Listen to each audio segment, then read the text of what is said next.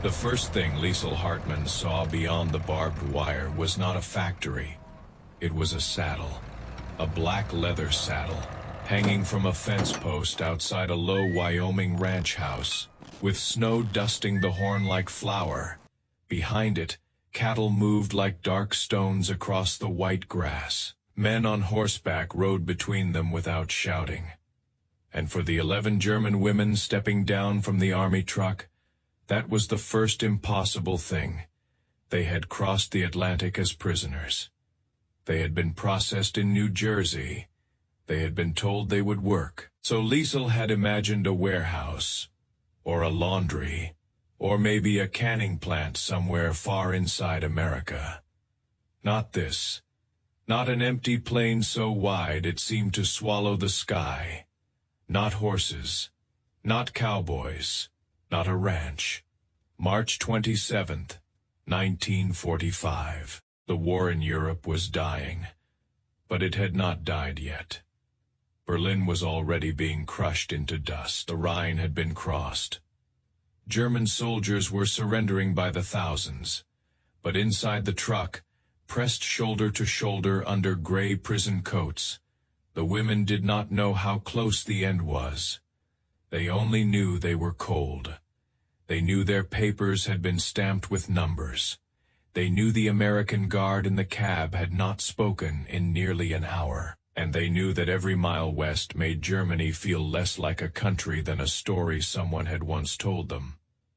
The truck stopped outside a fenced compound near the Laramie Plains. A wooden sign leaned in the wind.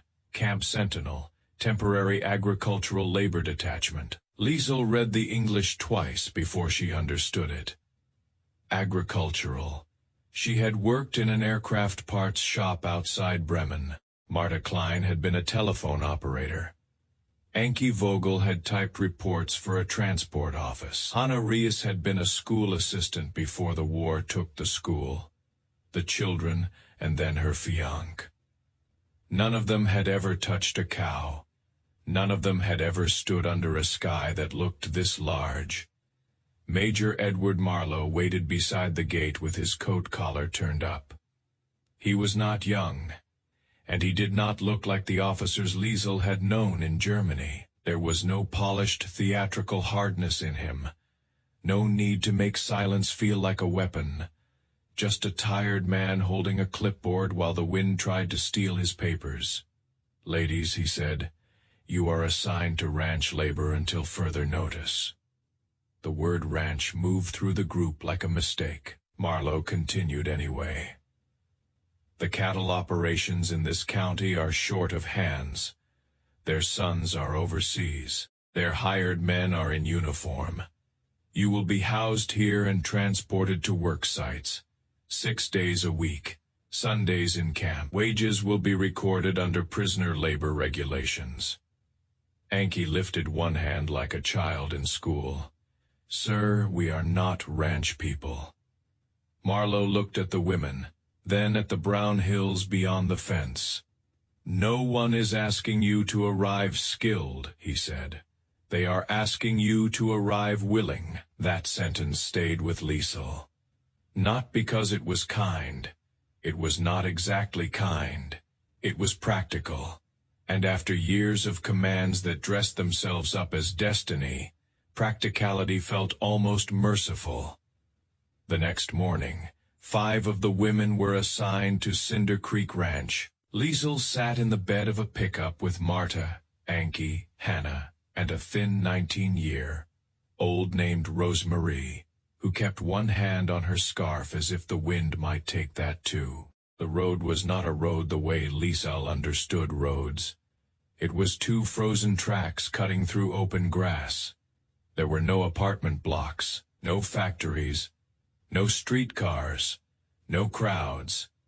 Only antelope in the distance, telephone poles leaning into the weather, and mountains that seemed close enough to touch, until the truck drove another 10 minutes, and they did not move. Cinder Creek appeared slowly. First the water tower, then a red barn peeled by weather, then corrals.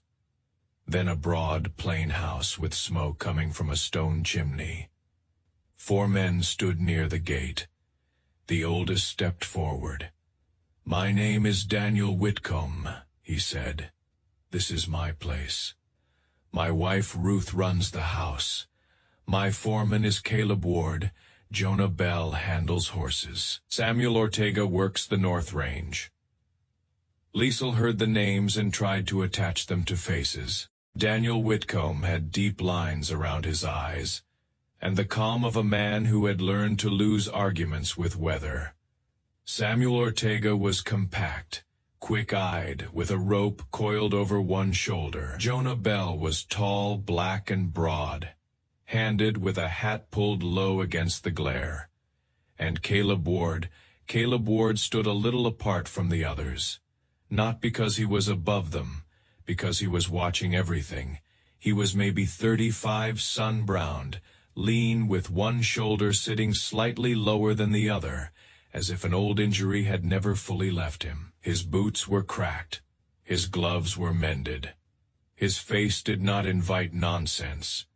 But when he looked at the women, there was no disgust in it, no hunger for power, just assessment, like they were weather, like they were horses, like they were people.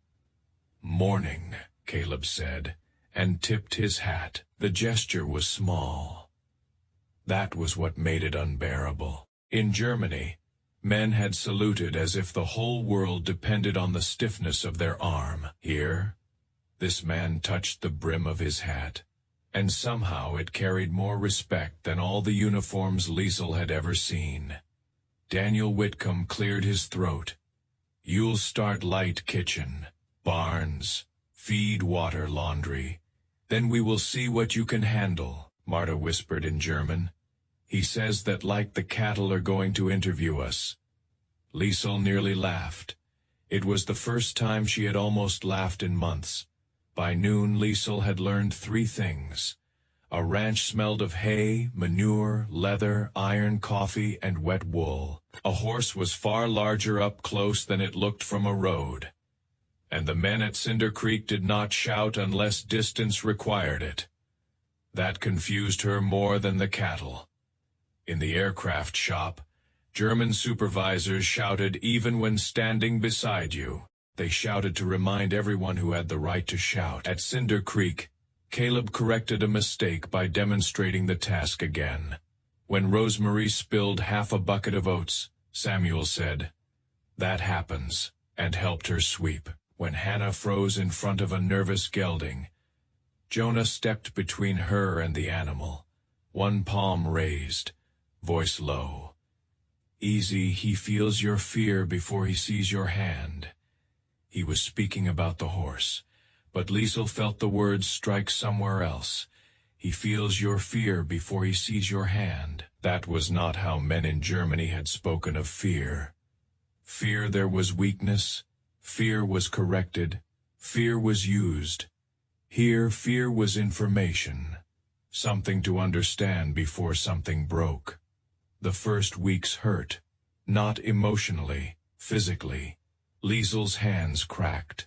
Her shoulders burned, her knees bruised from bumping against buckets, rails, and door frames. She did not yet know how to move around. She learned to carry water without spilling half of it into her boots. She learned to keep her fingers away from a latch if a gate was under pressure.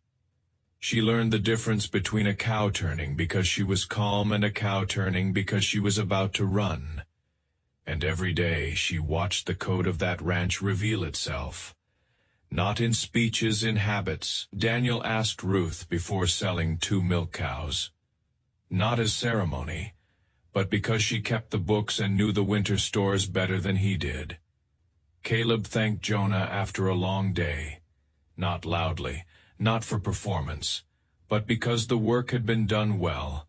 Samuel apologized to Marta after speaking too sharply near a chute. He did not explain why he had been tired. He did not make his temper her problem. He simply said, "I was wrong to snap." Then he went back to work.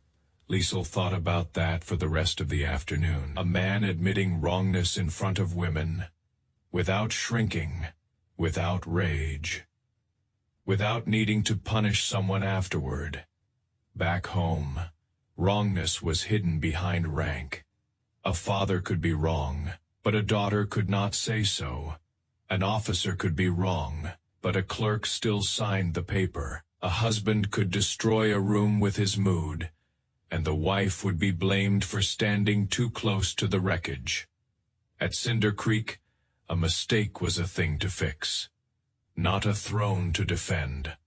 On her 16th day, Liesel was sent to the kitchen under Ruth Whitcomb. Ruth was not soft. She had no decorative kindness.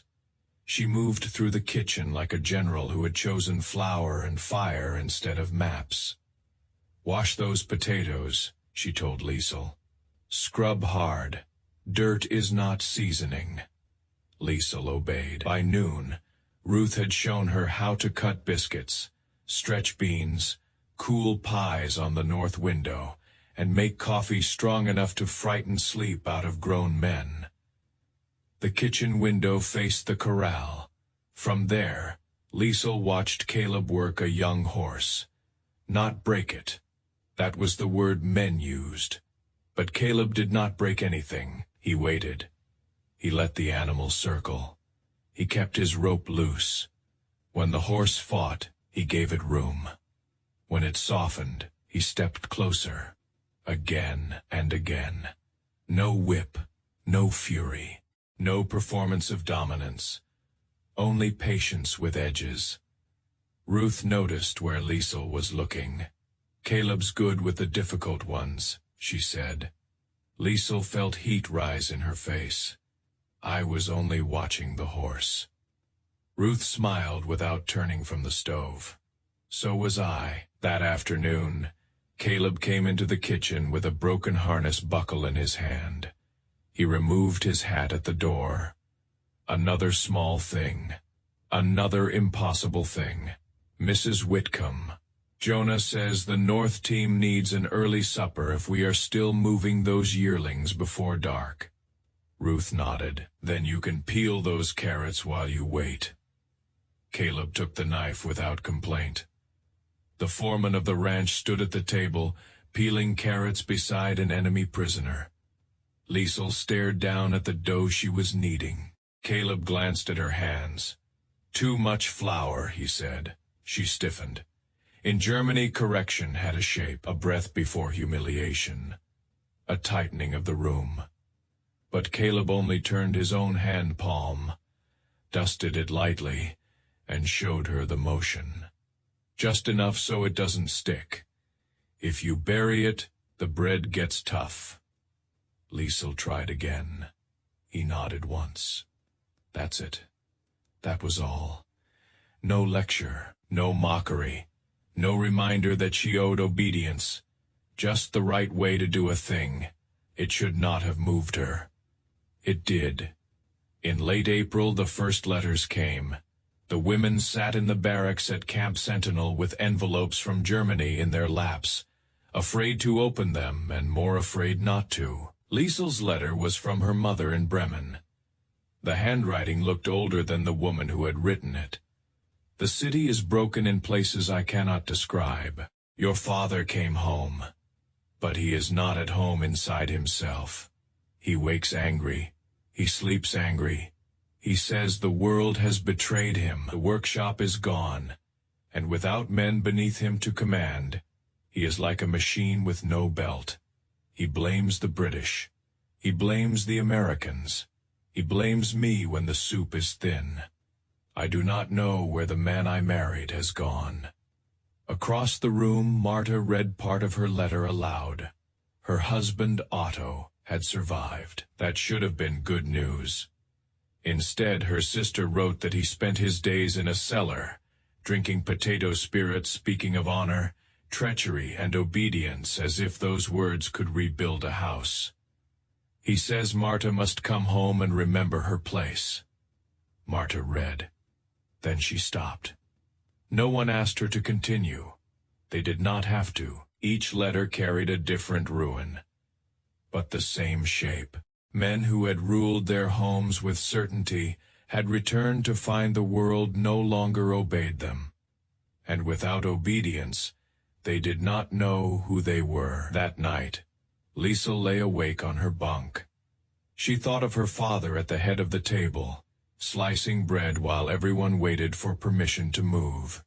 She thought of the plant supervisor who called women useful only when they were silent. She thought of officers whose strength seemed to require witnesses. Then she thought of Caleb holding a gate with one shoulder while Hannah passed through. Of Jonah quieting a frightened horse by lowering his voice. Of Daniel asking Ruth what the accounts could bear before making a ranch decision.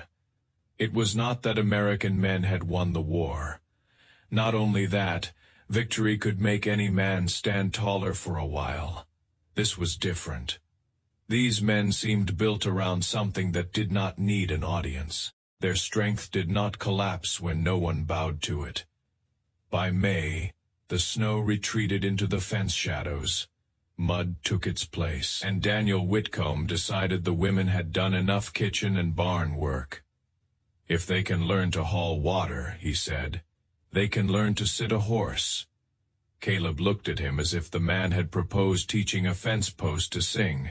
Daniel only folded his arms.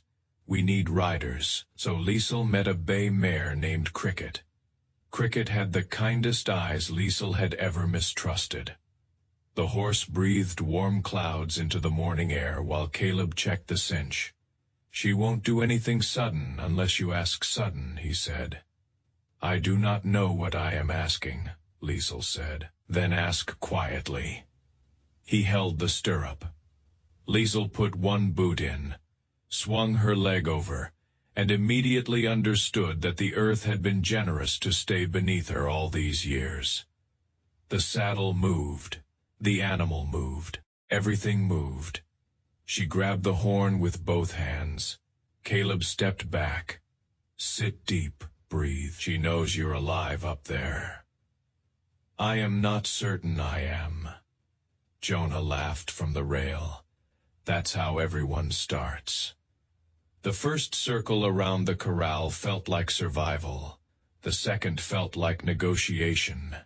By the 10th, Liesel realized Cricket was not carrying her away from danger. Cricket was carrying her through it.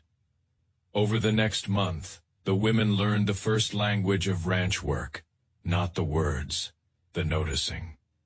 A calf standing too still, a horse pinning its ears, clouds with hard bellies over the ridge, a gate leaning wrong after wind, a rope laid where someone could trip, a cow separated from the herd for a reason. Marta, who had spent 15 years being told she was careless, became precise with feed tallies. Hannah, who had barely spoken since arriving, could spot a sick calf before the men reached the pen. Rosemary learned to back the ranch truck until Samuel declared she was less dangerous than half the county. And Liesel learned that competence changed the way fear sat inside the body. Fear did not leave. It became usable. Then came the storm.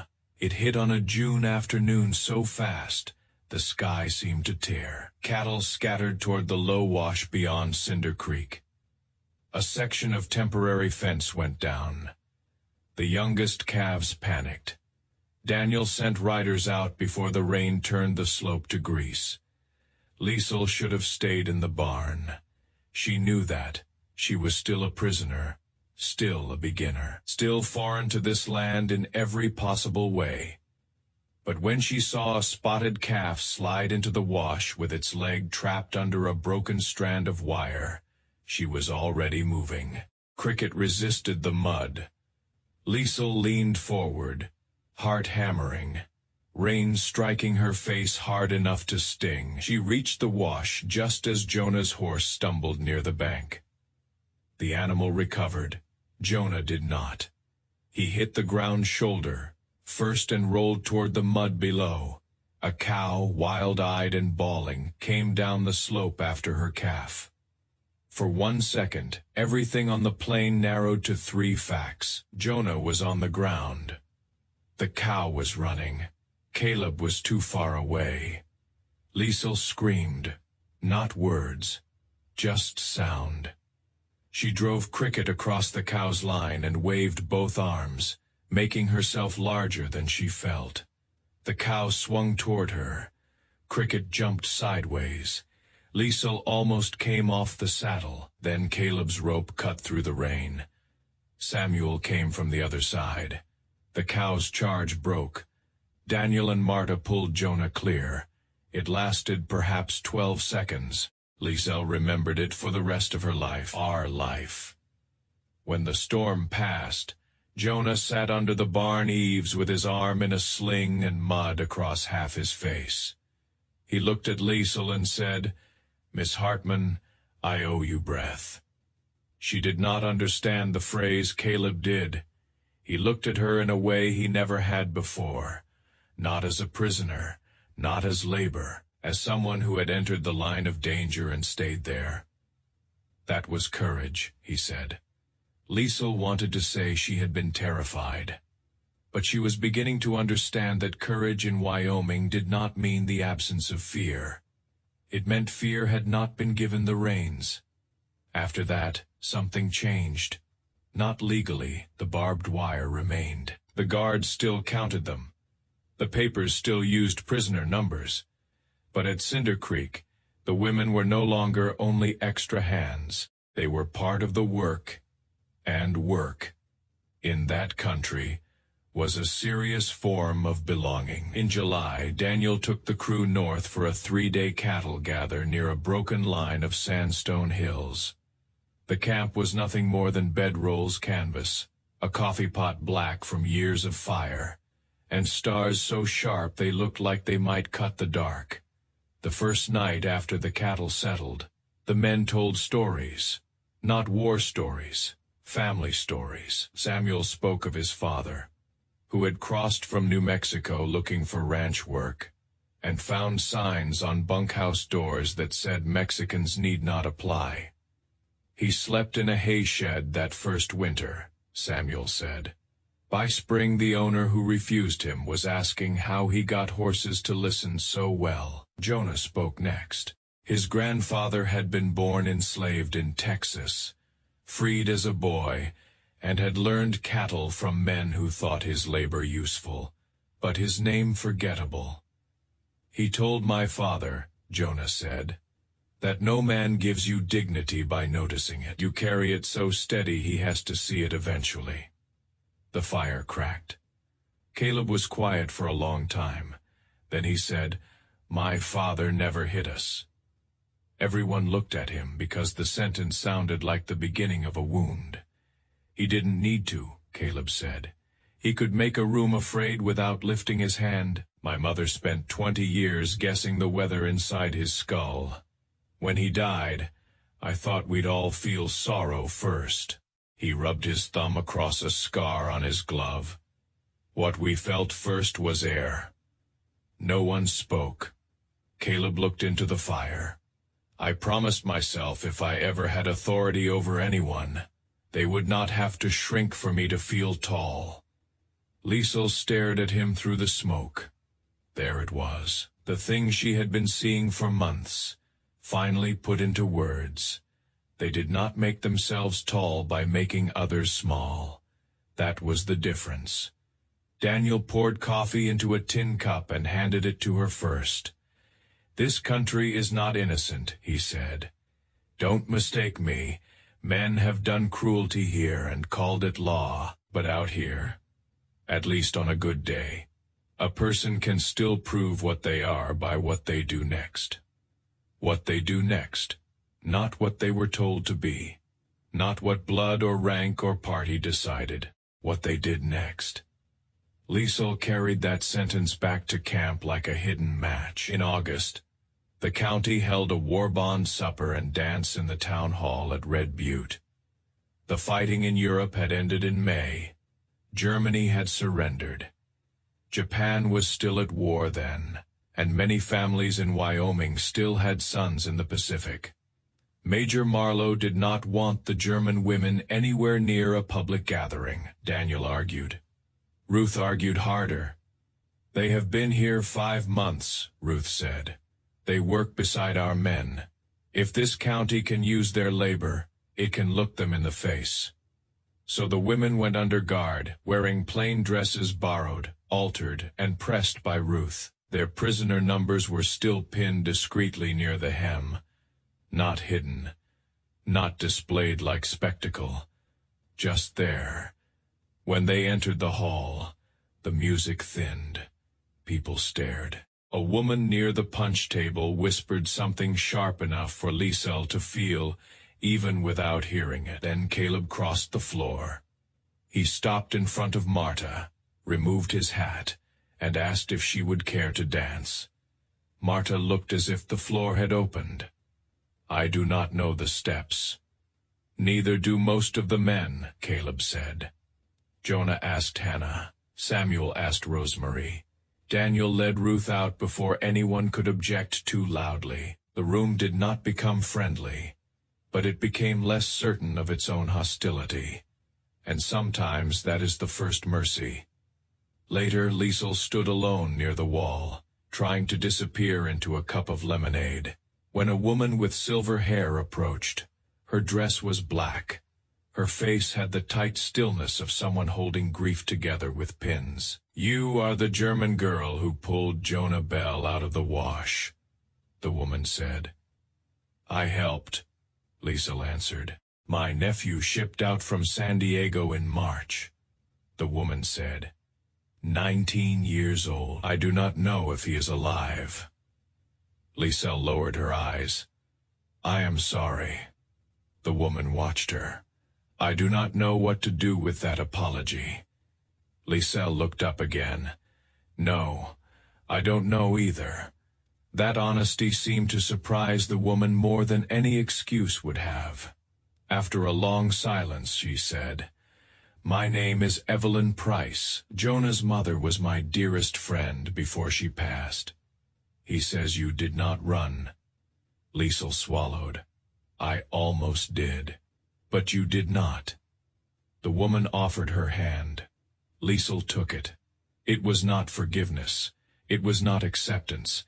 It was one human being acknowledging that the enemy in front of her had become harder to hate in simple terms. That was enough for one night. Back at camp, the women began speaking with a freedom that would have terrified them in Germany. Marta spoke first. "Otto used to decide when I visited my sister," she said. "He would say a wife wandering too often becomes a woman with opinions." Rosemary, only 19, looked horrified. "My father said the same thing about books." Hannah said nothing for a while. Then she said, "My fiancé wanted a brave Germany, but he was frightened by every brave thought I had." They sat around a small iron stove while the Wyoming night pressed cold against the windows. One by one, the women named the shape of the lives they had known. Homes where silence was called respect, marriages where obedience was called harmony, fathers who mistook control for order, men who believed a woman growing larger meant a man had been made smaller. Liesel listened, then said what had been forming in her for months. "Maybe we were taught the wrong measure." Marta looked at her. "Of what?" "Of strength." Liesel glanced toward the dark window, where her own reflection floated over the night. "In Germany, I thought strength meant no one could question you. Here I see men who are questioned all the time by weather, animals, money, mistakes, women, other men. And they do not fall apart, they bend, they answer. They correct themselves, they keep working." Hannah whispered, "That sounds like freedom." Liesel shook her head slowly. "No, it sounds like the kind of strength that makes freedom possible." The room went quiet, not because they disagreed, because every woman there felt the weight of the door that had just appeared inside her mind. In September, the Second War ended. Japan surrendered. The newspapers arrived at Camp Sentinel with black letters and photographs of crowds in American streets. For most of the country, peace meant return. For the German women it meant a question. The government began preparing repatriation lists. Names, numbers, departure routes, ship schedules. The first time Liesel saw her own name typed beside Bremen, her stomach turned cold. Home. That was what the paper called it. But in her mind, home had become a table where her father waited to be obeyed. A ruined city. A mother moving quietly around a bitter man. A future that felt smaller than the barracks she slept in. Then Daniel Whitcomb came to camp with Ruth, Caleb, Jonah, and Major Marlowe. Marlowe looked as if he had argued with 3 offices and lost patience with all of them. Daniel held a folder thick with papers. "Ladies," he said, "some of you will want to go back. You should. Family is family. A country in ruins still needs hands willing to rebuild it." He took off his hat. "But for any of you who do not have a safe life waiting, Ruth and I, and several ranch families in this county, are prepared to sponsor work petitions. Temporary status first. Nothing guaranteed. It may take years. You will be investigated. Some people will despise the idea." Ruth stepped forward. "But you will have wages, rooms, work. Witnesses willing to speak for you." Caleb's voice came from behind Daniel. "And you will not be alone." Liesel felt something inside her go still. Not happy, not relieved. Still, because sometimes hope is too large to feel like joy at first. Sometimes it feels like fear wearing another coat. That night, the barracks did not. Some women wept because they wanted to go home. Some because they did not. Ankie chose Bremen.